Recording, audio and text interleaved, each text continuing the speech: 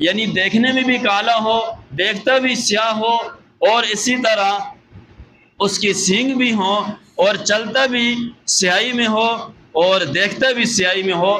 مقصد یہ تھا جو کالا اس کا یعنی کلر ہو تو عموماً اس کا گوشت اچھا ہوتا ہے، لذیذ ہوتا ہے۔ اسی طرح آپ نے فرمایا عائشہ چھری لے آؤ، اور فرمایا چھری کو تیز کرو، تو اس سے پتہ چلا چھری تیز کرنی چاہیے۔ اس سے یہ معلوم ہوا اگر عورت قربانی کرنا چاہے، جانور پہ چھری چلانا چاہے تو وہ بھی چلا سکتی ہے، اس سے یہ بھی معلوم ہوا۔ اور اسی طرح یہ بات بھی معلوم ہوئی کہ خاص طور پر جس کی قربانی ہے وہ خود قربانی کرے، خود چھری چلائے، نہ کہ کسی ایسے آدمی سے چھری چلوانا جس کو تکبیر ہی نہ آتی ہو تو خود چھری چلائے۔ اور تکبیر کیا ہے؟ بسم اللہ اللہ اکبر، سب بولے بسم اللہ اللہ اکبر۔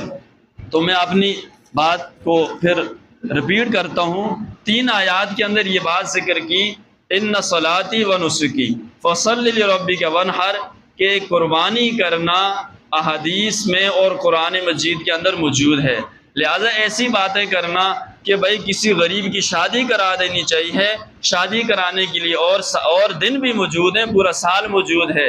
اسی طرح خاص طور پر جس طرح ہم افطاری کراتے ہیں تو ہم یہ نہیں کہتے افطاری کرانے کے بجائے آپ جو ہے کسی غریب کی شادی کرا دیں، ہر موقع